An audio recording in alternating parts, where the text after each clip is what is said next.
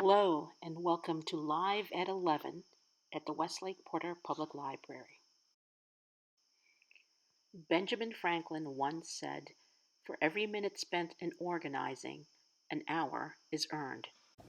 Today, three of our resourceful librarians scoured the shelves to give you 9 tips from 9 books about organizing and decluttering. We hope these tips will earn you more time and bring you more calm and order in your life.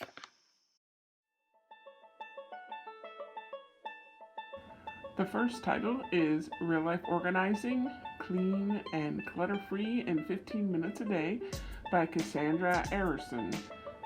The tip I learned from this book is the lost sock bag. It doesn't matter if you have a small household or a large household, you'll always have lost socks.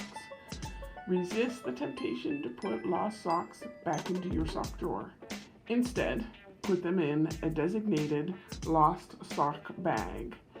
That way, once a month, you can go through and collect the matches. If you have kids in your household, you can also make a game of it and see who can find the most matches. I'm Brenda. I work at the library, and now I'm going to share some tips from the home edit life about organizing your beverage counter, specifically if you've got tea. Like me, this is a small fraction of the tea that I have.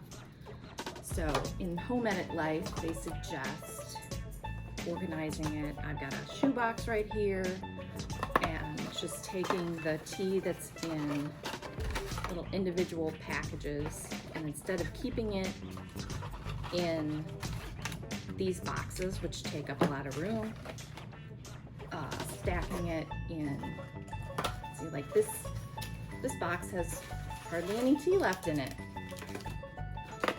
but now I'll be able to find the tea. Now some tea, so let's see this, I got a bunch of, and it looks very nice. Some tea though, it comes in a box, but the tea is loose. I don't know if you can see that.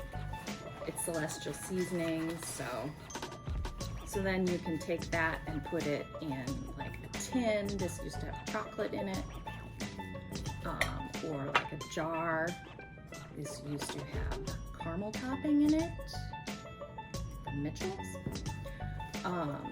And that way it's pretty and more organized, and also keeps it fresh.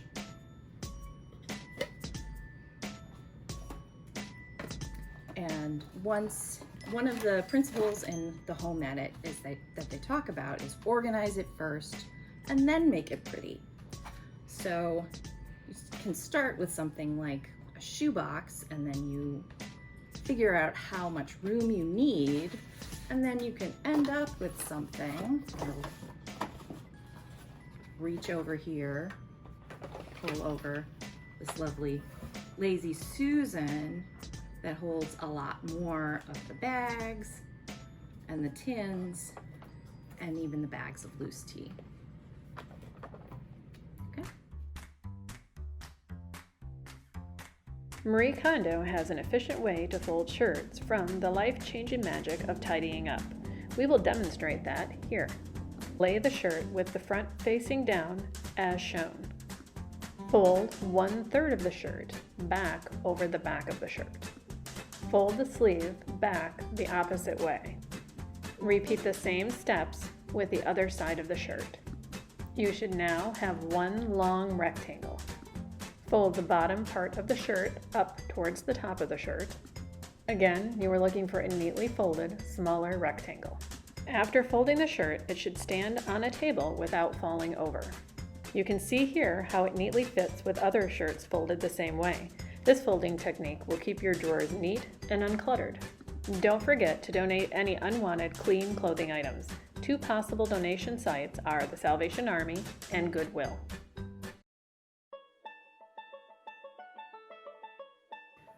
Hi, this is Brenda again. I'm going to show you now a tip from the gentle art of Swedish death cleaning. The tip that I'm showing you is not actually about cleaning so much as it is about moving furniture. In the book, the author is talking about moving her furniture into a smaller space and downsizing, but you could be moving into any space or rearranging your furniture at home.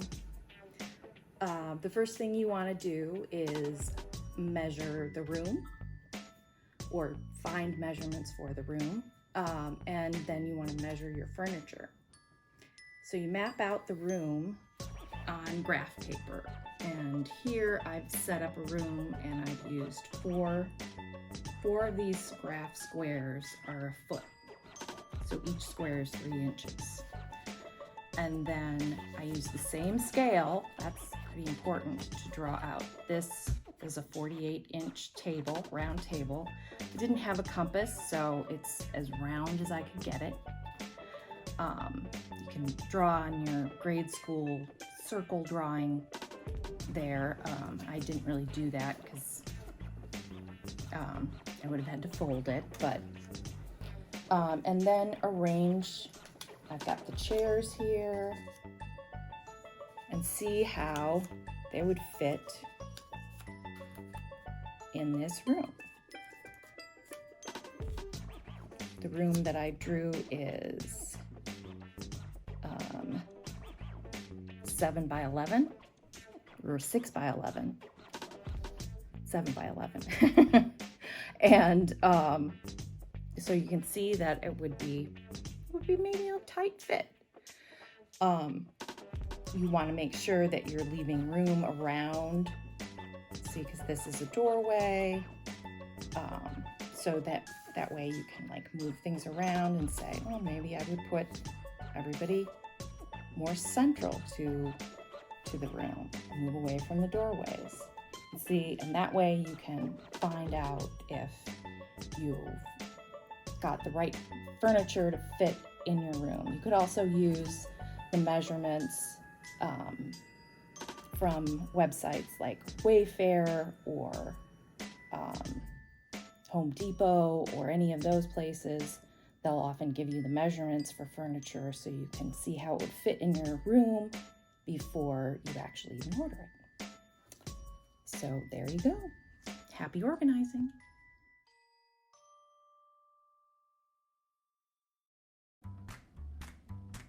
The next title is Outer Order, Inner Calm, Declutter and Organize to Make More Room for Happiness by Gretchen Rubin. The tip I learned from this book is creating a mystery box. We all accumulate important looking pieces, cables, remote control devices, important looking screws that appeared on the floor one day and you're not sure what to do with them. Collect them all and put them in one box. You will know where they are if you should need them. You can also put a date on the box, and if you have not used anything in a year, then feel free to throw the items out. I also have a second tip from this book that I thought helpful. Don't forget about your smartphone. If you have apps that you no longer use, go ahead and delete them. You can move apps that you use often, such as your browser or email apps, to the first screen or two. You can also, if you're a fan of folders, use folders to group similar apps together. For example, all of your games, or you can group together all of your weather apps.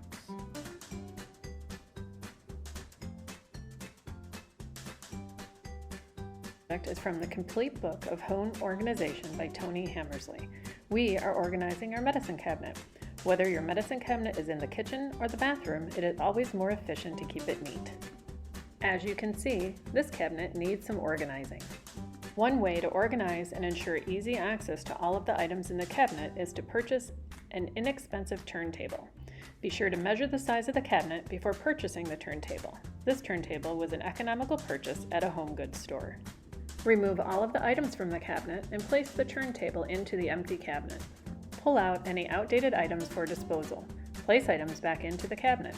As you can see, this is a neat and organized solution. If you have outdated medicine, please take advantage of Operation Medicine Cabinet, located at the Westlake Police Department. Operation Medicine Cabinet ensures outdated medicine is disposed of properly.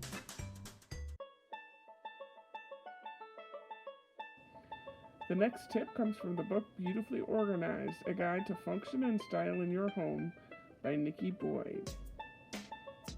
The tip is creating an action box.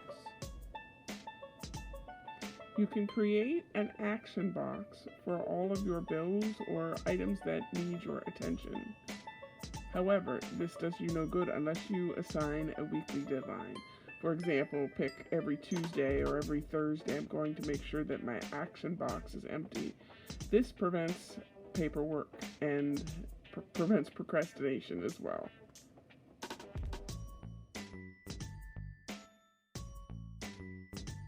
According to Joshua Becker from The Minimalist Home, another way to avoid clutter is to stop it before it enters your home. We accumulate lots of clutter from gift giving. We receive gifts from birthdays, retirements, housewarmings, graduations, and other random holidays throughout the year. According to Becker, gifts like candles and little tchotchkes can clutter up a home. To cut down on gift-giving clutter, tell friends and family you would prefer well wishes or a greeting card as opposed to a gift. Donations to a national charity or local charity of your choice always make a thoughtful gift. Another way to cut down on clutter is to request or give consumables. Gift cards to local restaurants are gifts that are useful and appreciated. Flowers beautify a home without long-lasting clutter. Lastly, gift baskets with consumable items are another great gift-giving idea.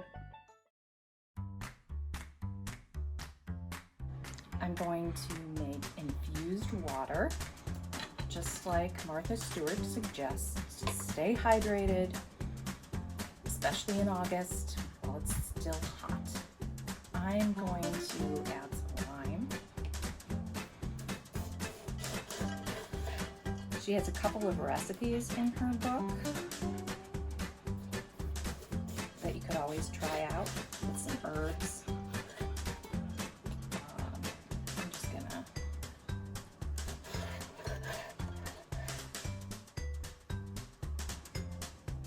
and I also have some raspberries here.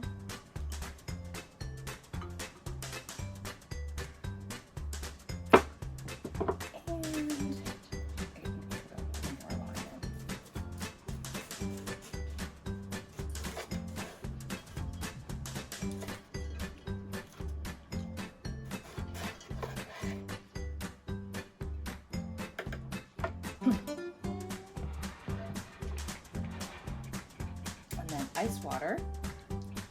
See how neatly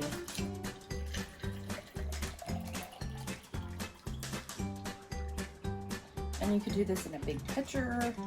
I'm doing it in one bottle. And there you go. Just refrigerate it for a few hours and it will taste deliciously like lime and raspberries or whatever